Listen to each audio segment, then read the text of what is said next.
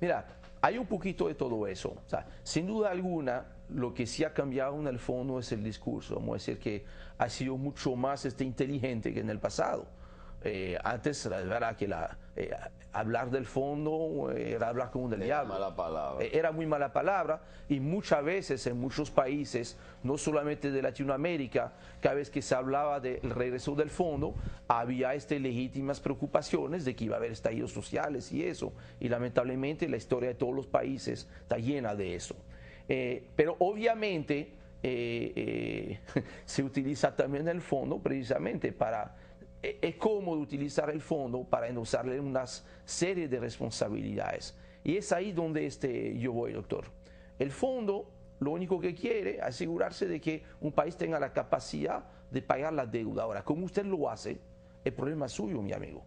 Al fondo no le importa. No, ellos se meten a veces y dicen, quiten el subsidio de la corporación, quiten eso aquello. Sí. Eso sí, porque obviamente, porque dicen que mira, ahí no se puede seguir. Ahora, ¿cómo tú lo vas a resolver? Eso va a ser problema tuyo, tú tienes que buscar las medidas y asumir las responsabilidades, que es parte del problema que tenemos hoy. Fíjese que la segunda revisión del acuerdo con el fondo, que cuando vino para la marzo-abril, esta segunda revisión se iba a conocer en el directorio del Fondo Monetario Internacional a final de junio, o sea, antes del 30 de junio, no se ha conocido y hasta el momento, yo revisé ayer, o sea, no hay fecha todavía programada para la bendición de la segunda revisión. Viene a ser como que a ti te contrate una compañía, tú eres economista, y te dice, mira Henry, yo tengo estos compromisos, estas son mis deudas, estos son mis ingresos, y yo quiero coger un préstamo. Y tú le dices, bueno, mijo,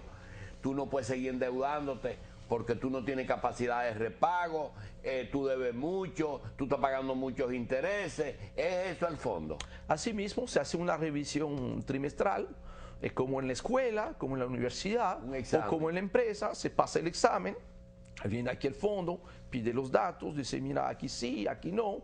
Después, lo mismo que en la empresa, lo mismo que en la casa, hay posibilidad de negociar algunos puntos, lo que se llaman las dispensas. Dice, mira, no te cumplía, es verdad, mira, yo no pude cumplir ahí porque, mira, yo tenía tal cosa, entonces yo te pido una dispensa, ahí el fondo puede decir, mira, yo te otorgo la dispensa y yo te sigo desembolsando los fondos trimestrales, porque el punto importante está ahí, es que mientras tú vas cumpliendo con el acuerdo, el fondo te sigue desembolsando el dinero trimestral que está comprometido con el fondo.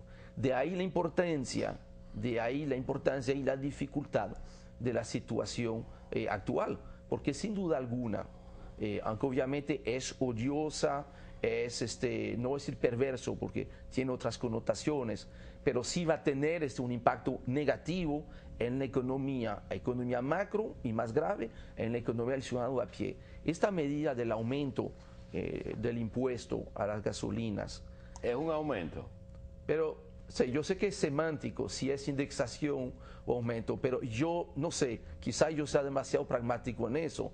Si producto de la indexación el impuesto va a subir, bueno, si usted no lo quiere llamar alza de impuesto, usted entiende que es más bonito decir indexación, pero el producto de la indexación, en este caso preciso, se va a traducir por un incremento del impuesto a la gasolina. Que esa ley existía, que es lo que yo estoy oyendo más a Temito diciendo, que eso existía. Sí, mira, eso es verdad. En teoría, siendo justo en el análisis, que es lo que yo siempre trato de hacer, no hace falta ninguna modificación a la ley 112-00 para hacer esta indexación. Pero la indexación está contemplada. Ahora, ¿qué ha pasado? Que desde abril o mayo del 2007 no se ha ido indexando por una serie de razones, unas más acertadas que otras.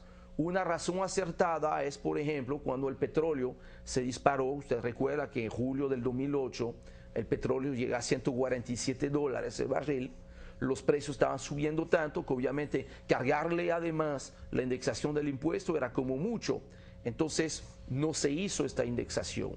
Ahora bien, eso no se hizo en violación de la ley, lo que quizás hubiese sido mejor más transparente institucionalmente hablando, hubiese sido mandar en este momento una modificación a la ley poniéndole un tope al impuesto. El asunto que yo no entiendo y te lo confieso, no te lo pregunto sabiéndolo, sino que no lo sé.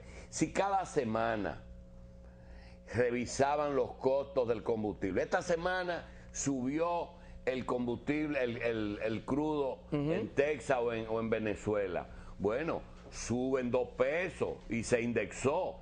Si esta semana la tasa de cambio en vez de estar al 35 se pone al 40, hay que indexar y sube. Ahora, si eso existía semanalmente, ¿qué es lo que hay nuevo ahora que yo no entiendo? Yo no estoy seguro, yo tampoco, de entender realmente cuál es la razón no había necesidad de la necesidad. Porque mira, hay 2 momentos en la ley de hidrocarburos en cuanto a indexación o revisión de la estructura de costo para calcular el precio. Semanalmente hay, que viernes por la tarde sale la resolución del ministro de Industria y Comercio, donde básicamente se toman 2 parámetros. ¿Cuánto cuesta el precio del petróleo de referencia, que no es necesariamente el que se compra, dicho de paso, que es el que se llama West Texas Intermediate, WTI, que es el de Nueva York, mercado futuro? Y eso se multiplica por un tipo de cambio que informa el Banco Central. Esto nos da lo que se llama en la fórmula, cuando vemos la publicación de Industria y Comercio, el precio de paridad de importación, que es un valor en peso, producto de tantos dólares por barril multiplicado por tanto peso por dólar. A eso, ¿qué se le añade para llegar al precio al consumidor? Para que entendamos bien.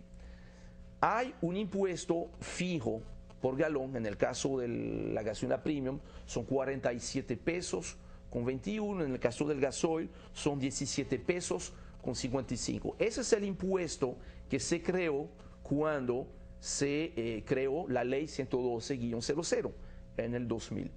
Este impuesto, que es fijo independientemente del precio del combustible, se tenía que revisar cada trimestre. ¿Cómo se revisa? ¿Cómo se indexa? Se indexa por inflación, o sea, sobre la base del índice de precio al consumidor que publica el Banco Central, cada trimestre, ahí se ha subido 10% la inflación, se incrementa en 10% el impuesto. Entonces, esta parte, como no se ha ido haciendo trimestralmente, ya entre el 2007 y la fecha de hoy, más o menos hay alrededor de un 20% de inflación acumulada. Entonces, eso es lo que explica, en el caso de la gasolina, 20% sobre 47 pesos nos da 9 pesos 40. En el caso del gasoil vamos a estar hablando entre 3 pesos 40 y 4 pesos 40. Eso era trimestral.